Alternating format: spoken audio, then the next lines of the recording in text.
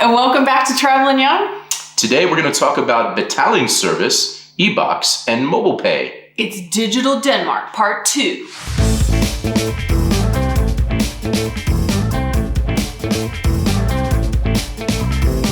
We're the Youngs. We've spent our lives traveling the world, and in 2018 we moved from Chicago, Illinois to Copenhagen, Denmark. Now we want to share with you how our new lives abroad is keeping us young. Keeping us young. Are helping to keep us young. Hello, you guys, and welcome back. And as we said in the intro, this is going to be Digital Denmark Part 2. A couple weeks ago, we did our video on NemID, which a lot of you found really interesting. It was very new to us. And we got a lot of questions about that. Some were about things that are kind of tied to NemID. So things like Mobilepay and e-Boks. And people wanted to know what our thoughts were about those things.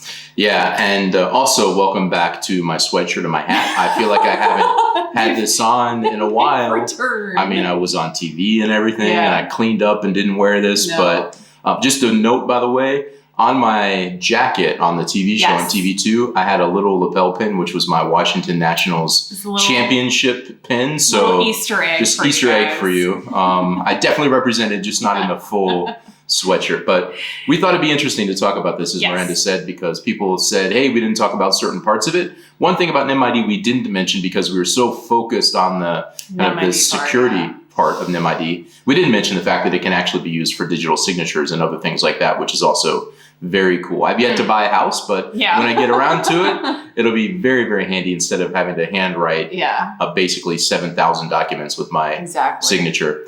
But the first thing we want to talk about today is Betalingsservice, which I thought was pretty interesting when I moved here, because in the US, we have things like bill pay, but that's tied to your bank account. And Betalingsservice is kind of separate from your bank account, and you can register multiple accounts to it, which allow you to basically pay your bills and register your bills. Like I have my gas bill, our car lease, our electric bill. All these things are set up to just automatically be paid with this service every month. When they pop up, they receive the notice, and it just goes in and it manages those bills. All the things that bill pay does, but the problem with bill pay in the US, as I said, is it's tied to your bank account. And something that would happen, for example, one time we had this fraudulent activity on our bank account. We had to change to a new bank account, and I had to reset everything up again because it was tied to that one specific account. So I really like how this is kind of separate from your banking. And you can even have different banks and different accounts and have bills paid from different things and all manage it in that one place. So I've been a fan of the Betalingsservice ever since we got here. Miranda doesn't usually handle the bills, so she doesn't know all of this specific thing because I do all that. But we should all be glad that I don't handle the bills because we'd be poor. But the good news is, in this case, it's basically doing the job for me. So I don't even do very much except for registering it the first time when I set up the accounts, and that was it. Yeah, definitely. And another thing that is kind of part of this digital Denmark world that we use a lot is e-Boks. And that's not really something that we have in the US. We don't really have a dedicated place where you can get, you know, all the letters from the commune and the letters from SCAT or your doctor or, you know, my schools and things. We just don't have anything like that. And it's really great because it's so secure. It's tied to your NemID, so you can only access it with that level of security. And it's great because I always know I can go there and be like, oh, I got a letter from SCAT, and I don't have to go to the SCAT website necessarily. I can go to my e-Boks. Or, you know, what's really nice is we've been getting messages back and forth about Maya's gymnasium, and she gets them and we get them, and it all goes to our inboxes, and we don't have to worry about if somebody hacks our email and then they can get that data, because email hacks happen all the time. So it's just really nice to have that level of security about those things that are really, really important. Plus it reduces spam. So it's this kind of like, you know, centralized email service for these important, I would say it's things that have personal information that you want to be secure. Also, my pay stubs are in there. And it's pretty interesting too, because there's some things like, for example, I had to submit some documents along with the unfreezing I won't go into all that, but I got some of my holiday pay, unfrozen holiday pay for the Danes. They know what that means. But I had to submit some documents. So I got a notice in e-Boks,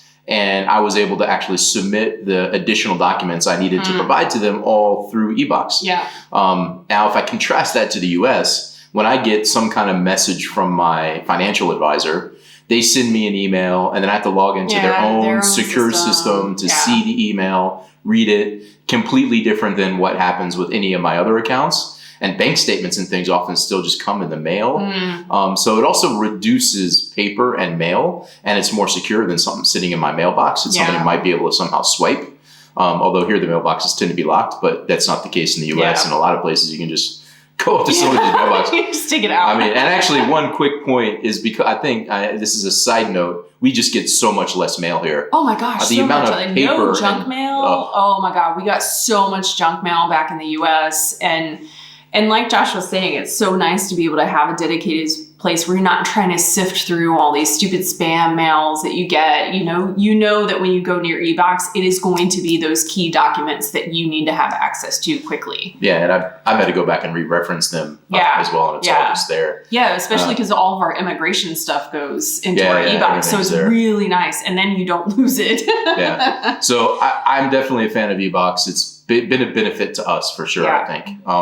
So the last thing is Mobilepay, which is one thing that a lot of people mentioned the most in the comments of the NemID video. And I mean, I think it's interesting. So there's two big pieces of Mobilepay that I want to mention.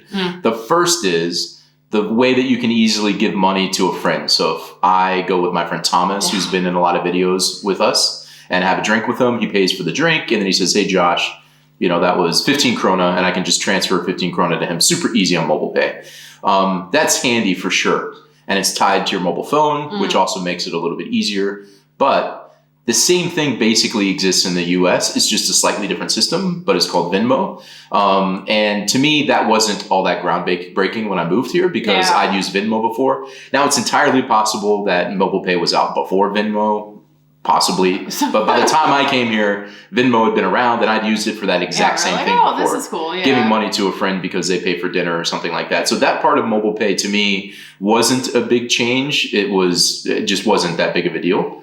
But I think, just one thing about Mobilepay, I think the difference, one thing between Venmo and Mobilepay here is like not everybody in the US used Venmo. So it was kind of hit or miss as to whether or not you could pay your friends using Venmo. But it seems like everybody here uses Mobilepay. Yeah. Although I think now more and more people use Venmo. Yeah. I feel like I've used it. Even since I've been living here, I've transferred money to friends back home that bought me something and shipped it to me and used Venmo. And I've never had any problems. No. Even my friend Kira, who has uses Venmo in order to get money when she sells Girl Scout cookies. I mean, it's it's so much. I'm sure it's so much easier. Yeah, but you have to be digitally savvy to use it. But I think that's basically true for Mobilepay as well. Yeah, but one of the areas where we've had the most benefit from Mobilepay is at music festivals. We are huge into music. We go to concerts a lot. We go to music festivals all the time. And especially we go to the Tuna Festival every year. And it is so nice to be able to go around and not have to have your wallet. You can go pay for your food. You can pay for drinks. You can pay even for merch. And all you have to have is your phone. And I think that to me is just groundbreaking because when we would go to festivals in the US, it would be like people struggling to use, they have Square in the US and wouldn't always work. And I remember we went to one festival and it was just a nightmare. And we couldn't wait to walk away. We couldn't buy what we wanted. Yeah. I mean, I think there's two pieces of that at a festival as an example. Either you'd have to get cash. Yeah. And that means somebody sets up some third-party ATM machine with ridiculous fees. They're so sketchy. Just to get cash to buy something. Yeah. Or these Square devices. And Square is interesting because they've evolved a little bit, and they have things much like merchants at stores sometimes use Square. It's basically a low-cost credit card processing tool, and they have actual terminal devices that they can use. Those are more dependable, but when you're at something like a festival, there's this little Square, which is where it kind of all started, that plugs into your phone or iPad, and you swipe it, and you swipe it, and you swipe it, and then they swipe it again because it never works, and they swipe it on, did you get an email? Did it go? And then the problem is it swipes and there's this whole kind of transaction that has to happen. They got to take your details. It's got to ship it off, get a confirmation that it's approved, and then send it back. And sometimes if there's a bad cell connection, it can't get the response back and it fails. And so we've walked away from buying something at a festival and on top of it, you have to have your credit card with you and pull your credit card out. Yeah. And so it just is not ideal. And I think the funny thing about Squares is these little things are so poorly made that Poor Square. basically They're going to come after us. whatever. Yeah, come get me.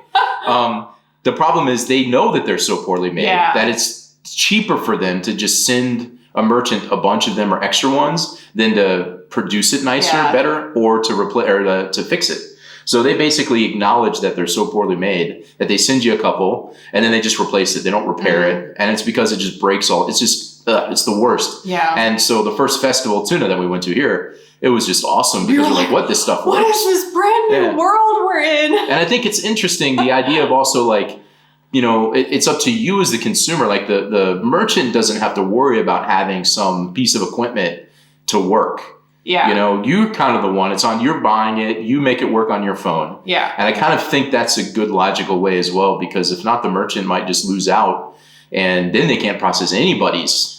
Yeah. They can't use the Square for anybody at all. Sometimes at a festival, they're like, oh, there's some Wi-Fi we can connect to make this work. And then that doesn't work. It's just it's horrible. So I really like that part of Mobilepay a lot. For sure. Definitely. Yeah. So Mobilepay, Betalingsservice. Yeah. e-Boks.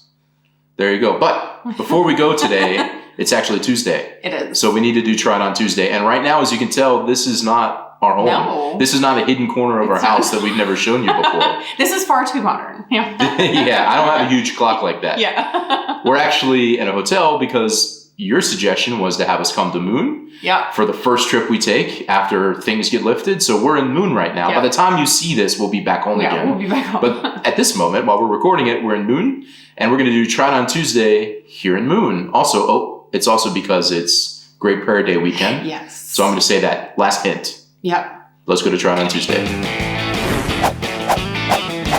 Hello, welcome to Try It On Tuesday.